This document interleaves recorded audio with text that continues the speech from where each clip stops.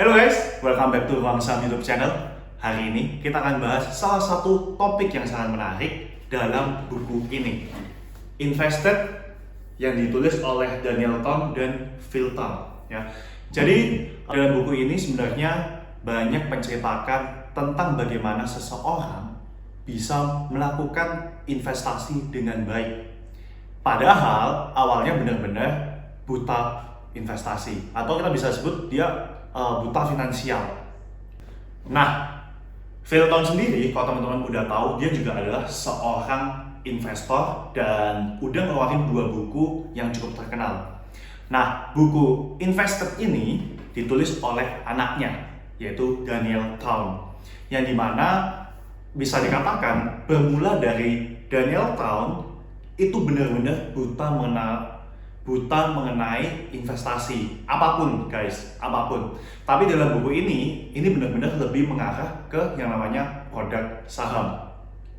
Dalam buku ini sendiri yang menurut saya paling menarik ya, itu adalah mereka membuka rahasia investasi dari Charlie Munger. Udah kenal belum Charlie Munger siapa? Kalau kalian pasti kenal Warren Buffett dan perusahaannya Berkshire Hathaway. Nah, Charlie Munger ini adalah partner bisnisnya si Warren Buffett, yang dimana dia menjadi wakil ketua dari Berkshire Hathaway ini. Nah, bisa dikatakan ya Charlie Munger juga investor legenda ya, cuma memang lebih terkenal Warren Buffett lah. Jadi buku ini sebenarnya kalau menurut saya cocok banget buat kalian yang belum mulai investasi, masih buta banget investasi. Saya rasa teman-teman cocok buat baca buku ini. Kenapa? Karena buat kalian yang belum mulai, kalian akan punya posisi yang sama banget dengan Daniel Town ini. Buku ini bermula ketika Daniel Town akhirnya mengajak ayahnya, Phil Town, untuk membuat suatu podcast, teman-teman. Dan podcastnya tentu saja tentang mengenai finansial. Atau yang pasti kita akhirnya tujuannya ke investasi. Daniel Town ini sendiri adalah seorang pengacara yang bisa dikatakan cukup sukses, ya. Tapi akhirnya dia mencari yang namanya arti kebebasan finansial. Mengapa? Karena setelah dia lulus dari kuliah, bekerja, menjadi pengacara yang sukses, tapi masih banyak banget tagihan-tagihan yang dia harus bayar. Misalnya student loan, kemudian tagihan seperti pajak-pajak lainnya, dan dia merasa dia harus tetap bekerja terus untuk membayar tagihan-tagihan tersebut. Akhirnya dia mulai mencari apa sih sebenarnya arti kebebasan finansial tersebut. Nah, buku ini bisa dikatakan ya cocok banget buat kalian yang baru mau terjun di pasar saham, karena dia gak cuma bicara yang namanya indikator-indikator keuangan, apa aja yang harus diperhatikan, tapi juga mengapa sih atau apa aja sih tantangan-tantangan yang harus diperhatikan oleh seorang investor pemula. Nah, tapi buat itu teman-teman nanti bisa cari buku ini sendiri dan coba baca sendiri ya. Nah, dalam video ini saya akan lebih menjelaskan apa saja trik rahasia dari seorang Charlie Munger yang dijelaskan dalam buku Invested ini. Jadi, kalau kalian tahu cara kita bisa menghasilkan uang, ya, otomatis yang pertama kalian kerja, kemudian nabung. Ya, kemudian setelah nabung, ya udah didiamin dan otomatis kalian harus hemat-hemat banget, irit-irit banget. Tapi ada cara yang kedua, yaitu menyerahkan uang kalian, yaitu menggunakan investasi. Kalau memang berhasil, maka akan jauh lebih besar returnnya.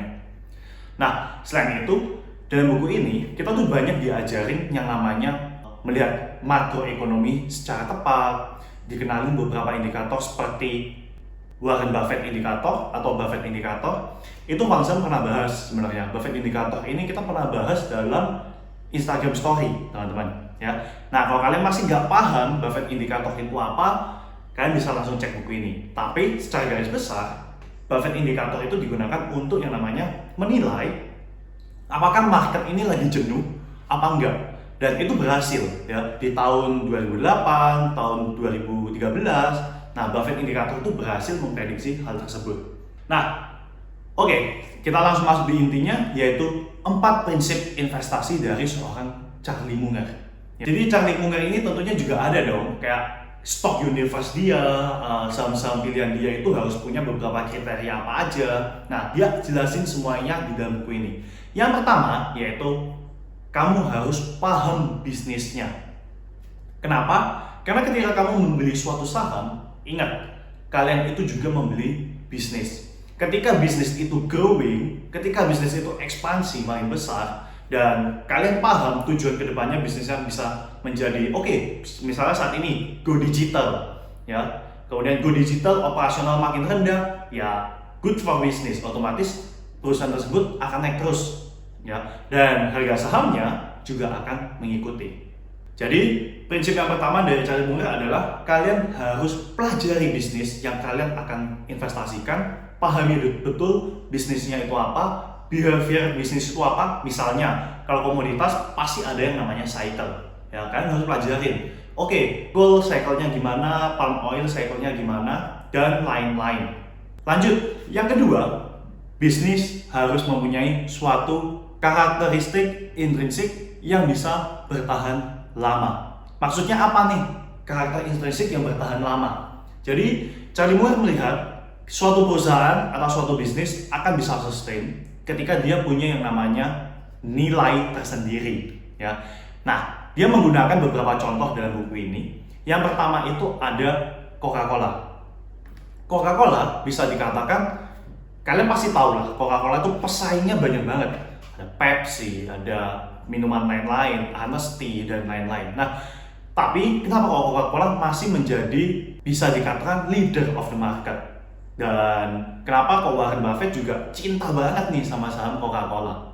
Karena Coca-Cola punya yang namanya suatu karakteristik intrinsik, yaitu brand.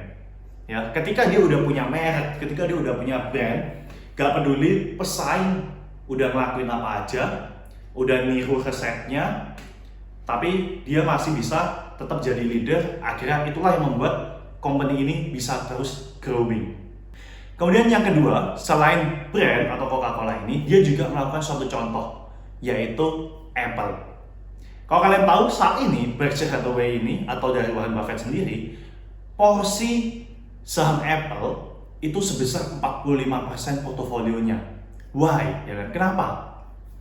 Kalian pasti tahu Apple pasti udah punya yang Coca-Cola punya, yaitu brand. Tapi Apple juga punya satu karakteristik, yaitu loyalitas customer. Nah, di sini kalian harus perhatikan yang namanya bisnisnya juga, ya. Jadi investasi saham itu sebenarnya nggak cuma bicara melulu angka, laporan keuangan dan lain-lain. Tapi investor-investor seperti Charlie Munger, Warren Buffett, mereka juga memperhatikan beberapa detail dalam bisnis.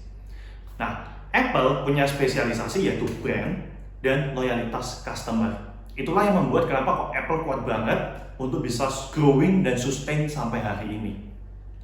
Selain 2 poin itu, sebenarnya ada 3 poin lain ketika suatu bisnis itu mempunyai monopoli market.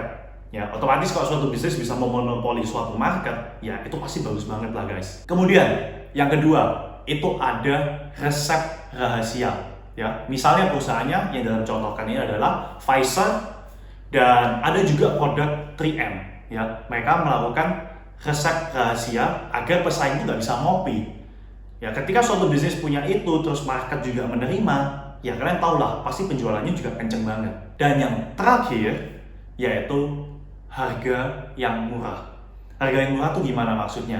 Kalian pasti tahu ya, dalam industri bisnis, ada persaingan, kita ada main quality, kita ada main quantity, ya.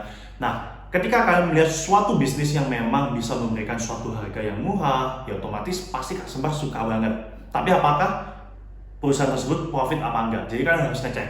Salah satu perusahaan yang dicontohkan dalam buku ini tuh mereknya Costco, ya. Jadi bisa dikatakan barang-barang Costco itu murah banget, sampai beberapa pesaing juga nggak bisa yang namanya menyaingin harga jualnya. Nah, jadi itulah 5 karakteristik dalam suatu bisnis, dan kalian harus bisa menganalisa apakah bisnis ini punya karakteristik intrinsik yang bisa bertahan lama ini apa enggak.